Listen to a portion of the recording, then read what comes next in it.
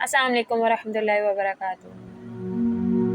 مانگو اس رب سے، وہ دے گا، وہی دے گا کیونکہ وہی دینے والا ہے۔ ہمیں لگتا ہے کہ ہماری دعائیں رد ہو گئی ہیں، لیکن ہم یہ نہیں جانتے کہ ہماری دعائیں کن کن طریقوں سے قبول کی گئی ہیں، اور جو قبول نہیں ہو رہی یا تو وہ ہمارے اوپر آنے والی مصیبتوں کو ٹال دیتی ہیں، یا پھر ہمارے لیے ذخیرہ آخرت کر لی جاتی ہیں، پر کبھی رد نہیں ہوتی۔ اللہ کے ایک کون کے سامنے بیکار ہے کائنات کی ساری رکاوٹیں۔ ہو سکتا ہے اگلے ہی پل اللہ کن فرما دیں اور ہمارا بکھرا ہوا وجود ایک پل میں سمٹ جائے۔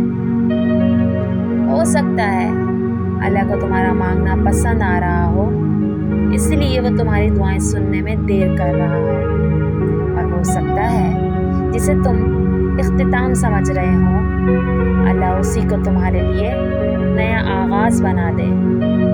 ہو سکتا ہے کہ تیری ناممکن سے ممکن تک کا معمولی سا سفر ہو، اور پھر زندگی میں خوشیاں ہی خوشیاں ہو سکتا ہے اللہ تمہیں عارضی تکلیف دے کر مستقل اذیت سے بچا رہا ہو سکتا ہے تمہاری من پسند چیز ہی اس امتحان کے بعد تمہارا صلہ ہو سکتا ہے اللہ تمہیں مشکلوں میں ڈال کر تمہارے لیے آسانیوں کے راستے بنا رہا ہو سکتا ہے اللہ تمہاری حفاظت کے لیے دیری کر رہا ہو سکتا ہے کہ یہ تمہارے درد کا آخری سجدہ ہو، کسی چیز کے لیے اللہ سے دل سے دعا کی ہو اور وہ تمہارا صبر آزمائے، اور جب تم مایوسی کو چھونے ہی لگو پھر اللہ تمہیں اس چیز سے نواز دے، تو سوچو وہ کتنا خوبصورت لمحہ ہوگا۔ مایوس مت ہو، بس اپنے ارادوں میں مضبوط رہو اور اللہ پر بھروسہ رکھو۔ دیکھنا بہت جلد تمہارے لیے اللہ کی مدد آئے گی۔ اللہ دل کی باتیں بن کہے سنتا ہے، کیونکہ وہ ہمارے دل میں ہی رہتا ہے۔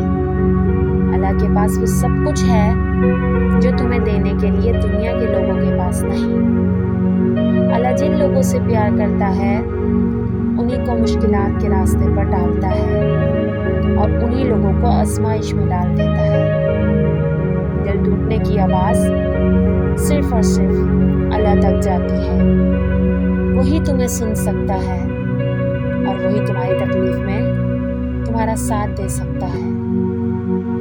دنیا میں کچھ بھی ایسا نہیں جس پر اللہ کا اختیار نہ ہو۔